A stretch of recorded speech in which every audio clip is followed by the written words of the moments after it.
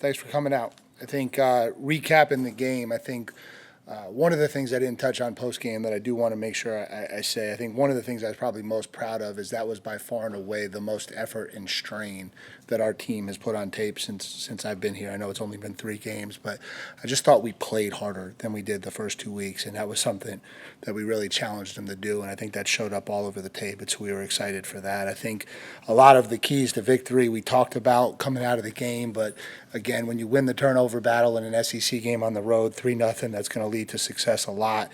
We were really good on conversion downs, both sides of the ball. I thought that was a critical piece of this thing.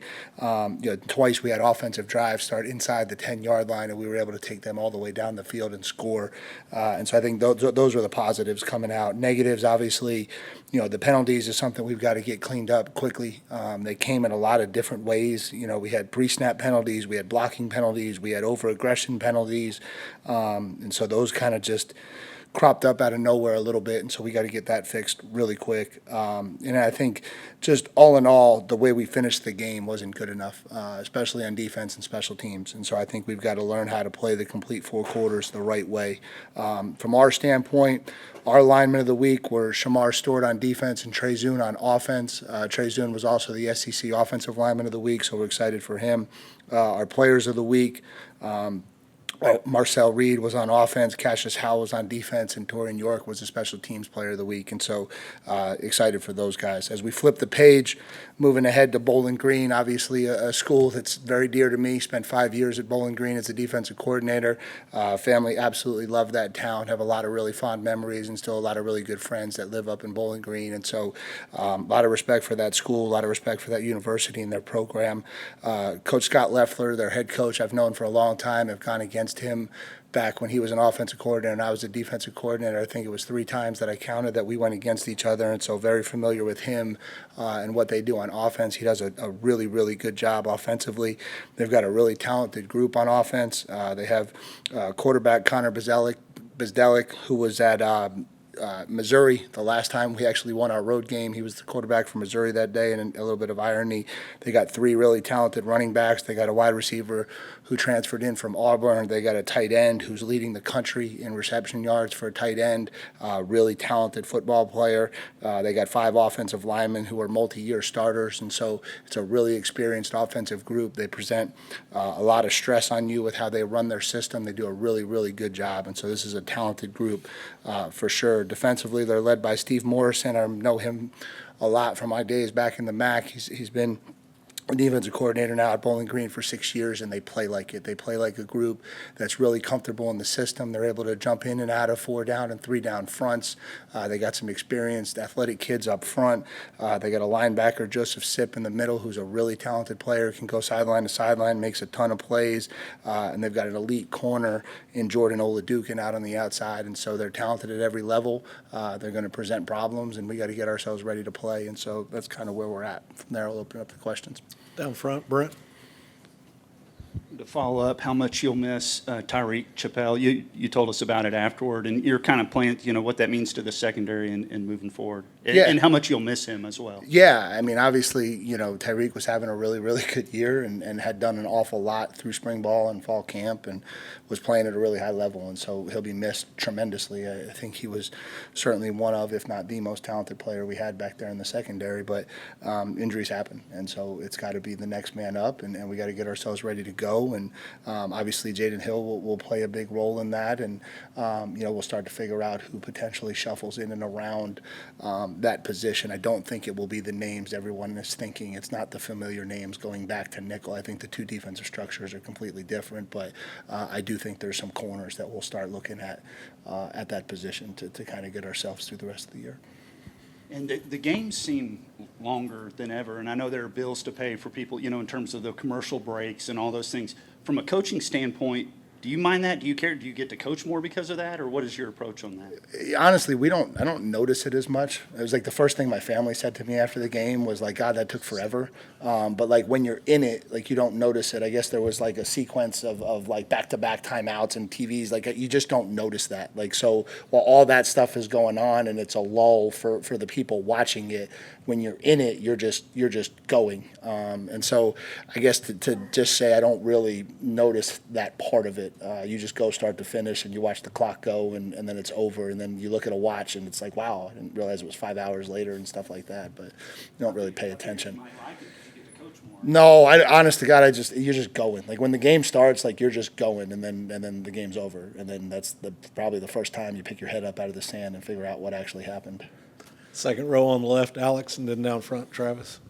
You mentioned your time at Bowling Green. Just how influential was that on your coaching journey? Maybe some of the key things you learned, some of the key moments along the way during those 5 years. Yeah, I mean, I think that was my first Division I defensive coordinator job, and so learned a lot.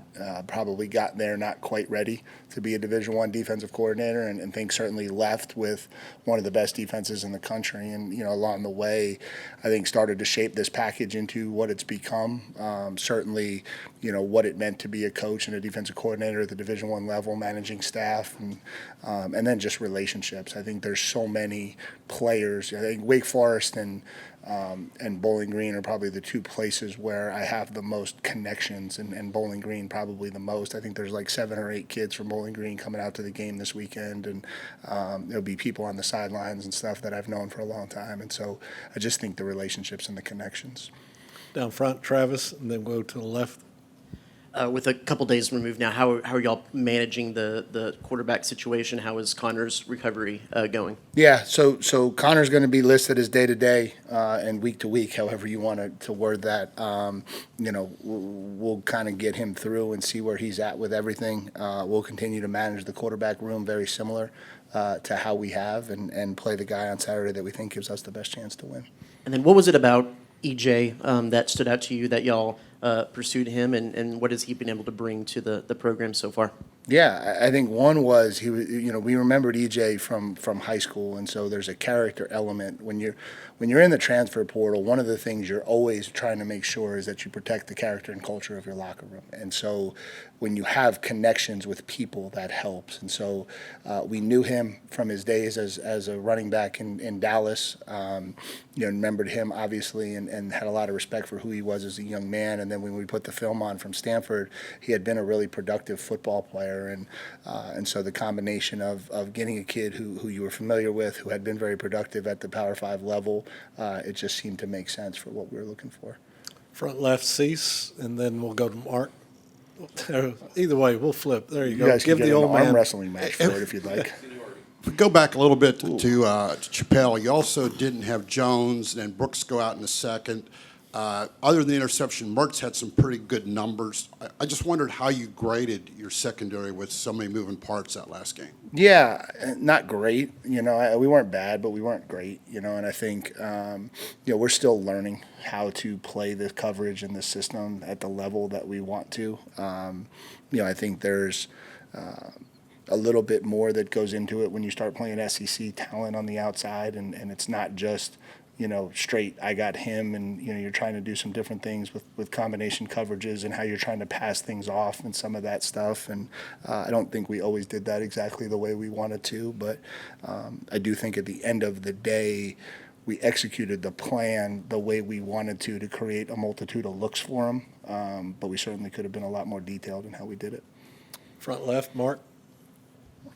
This one's going a little bit back in the Wayback Machine, but in 2020, Game 3 against Florida, in the second half, the offensive line just kind of took over and kind of created the identity for that offense for that year. Do you feel like there was some kind of similarity between what you saw in that game and what you saw this offensive line do on Saturday? That's a tough question, Mark. I don't think I paid any attention to our offensive line in 2020, other than I knew they were good. I will say this: I think we've asked our offensive line to be the identity of our program. I think that's how you want your program to be. We've challenged them in a lot of little areas, right? Pick our running backs up, protect our quarterback, play harder than everyone else on the football field, conduct yourself a certain kind of way. Like, that to me is what your offensive line should be. And that part for sure we had going back in 2020 and 2021 when I was here last time. And that's how that program went. And so I think these kids have kind of embraced wanting to be that for our program. And so every time you go out there and you see our kids pushing piles and running to pick people up and clearing people off of our backs and getting our backs up off the ground, like, those things to me mean an awful lot about what your program stands for and what the culture of your program looks like. And so, yeah, I think from that perspective, some of the intangibles in terms of the actual specifics, I wouldn't be able to comment on it. Coach, back behind the lights on the right, Chip, and then Ben. Mike, sometimes you'll hear people say, well, that guy's not a practice player, but when the lights come on, he shines. I'm wondering with Marcel, is he as consistent, and has he been consistent in practice from what you've seen when you put him in games?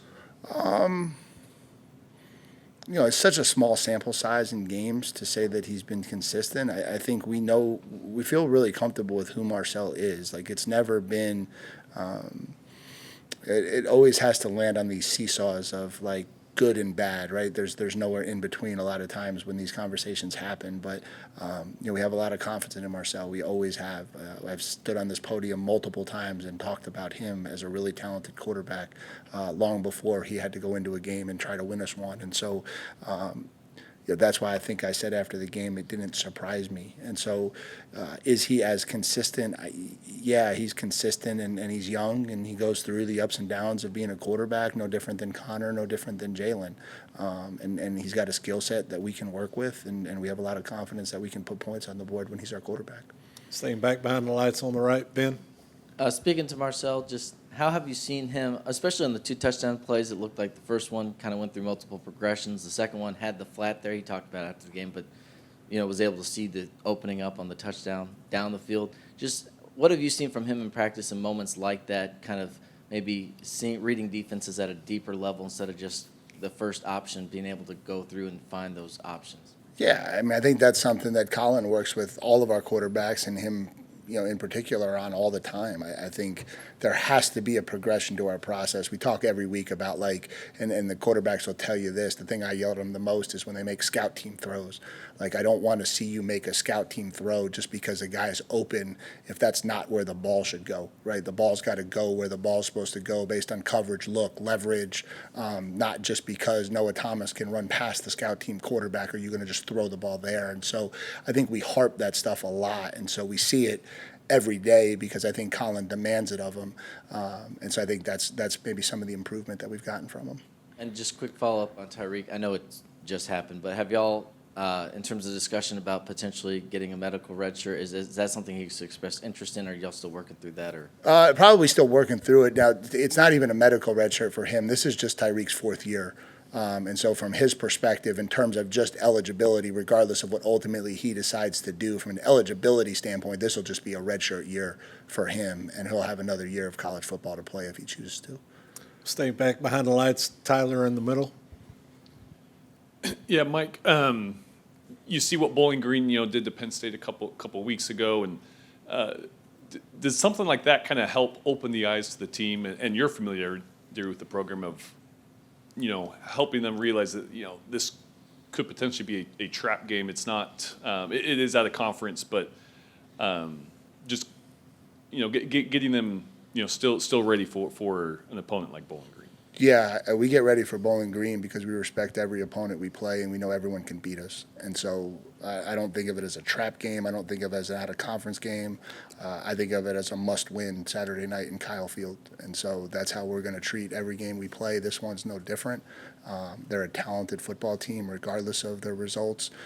The focus will and always is on us and our ability to play our best football for sure. But I think if we ever take the football field thinking about any of the things you just said, we're going to be in a lot of trouble. And so we're just going to focus on each opponent and play the best football we can. Third row on the left, Austin American Statesman. How you doing, Coach? Playing the first SEC game on the road in a hostile environment, is there something specific you maybe didn't know about your team that you learned about your guys' resolve or their kind of can-do attitude there? Yeah, I mean, I think the one thing you take away from that game is the way we overcame adversity. I think there was, sometimes you go on the road and everything kind of goes your way, and it feels like it's an easier game. Like, I don't think that's what happened. The first drive we overcame 3 penalties. We get up, we get a lead, and all of a sudden we get a lightning delay. We go into halftime with a lead. We play a real bad drive coming out of halftime, and all of a sudden now it's a game again, and the crowd's going. You know what I mean? And so it wasn't like I didn't feel like the ball just bounced our way all day. I felt like there were a lot of times in the course of the game where it could have really swung the other way, and I thought our kids really dug in and continued to make plays throughout the course of it, all the way to Bryce's interception that I think really put the game away. And so, yeah, I think probably that on the road in an environment that was uncomfortable for us, we stood through to a lot of adversity and continued to play the way we were capable of. Second row on the right, Carter, and then Cease, you wrap us up. Just a couple things. First, is there a status update with Coley Fayu? No, still day to day. We hope to have him available. We hope to have Trey Jones available, but they'll go down. I think the best way to word it is day to day. I'm sure they'll be questionable if we have to put out an injury list this week. And I know with Wigman, I think you mentioned Thursday he had his setback. Is there something you guys can do differently this week from how he practices? Do you guys want to do anything different, or handling it kind of the similar way? And then is there a time this week where you guys want to say, hey, this is who the guy will be starting, or will it probably be another game time decision? Yeah, probably another game time decision. I think in terms of Connor, I think we're going to re-image it just to make sure that there's nothing we're missing. Make sure that we have the right plan in place for him. Yeah, anytime you have a plan in place and it doesn't work the way you hope to, regardless of offense, defense, special teams, medical, whatever, I think it's good leadership to reassess the plan and try to figure out if there's a better way to go about it. And so we're going to re-image it. It's probably happening right now as we speak. Make sure there's nothing we're missing. Make sure there's nothing we're not doing the right way. Sit down with our medical team this evening and come up with the right plan of action for him throughout this week. To the left, Cease. Getting back to your adversity, Mike, do you feel that your team won that game twice because you go out in a hostile environment, have dominated, then you got to go back in? A lot of teams, don't hit the reset button. Is that like a double dose of confidence or gaining, Yeah, I don't know about from that standpoint, but obviously I thought there were a lot of times where we had to make plays to put it away, right? And so for sure that first drive, the Swamp was rocking, and we certainly put ourselves behind the eight ball a couple times with penalties and got out of that. And then you go in the locker room and it's like, okay, hey, we got to make sure we stay focused. Like, let's not come out flat. And we're able to come out of that break and pretty soon after put together the 99-yard drive. And so then you go in with a lead, and then you come out in the second half and it's like, okay, let's go play good football. In the first drive, they kind of go right down the field. And now all of a sudden it's a 2-score game and it's going again. And we respond again. We respond with the interception, And so I just felt like there was a lot of responses that we made to the big moments in the game, and that's what you have to do on the road to win football games, and we made them on both sides of the ball, and that was really good to see. And so I think the kids will walk away from all of that just knowing that they went on the road together and got the W. And, it's naive to think that wasn't a little bit of a weight on their shoulders, how long it had been. And so from that standpoint, probably more so than the delay part of it, I think they walk away feeling like they accomplished something.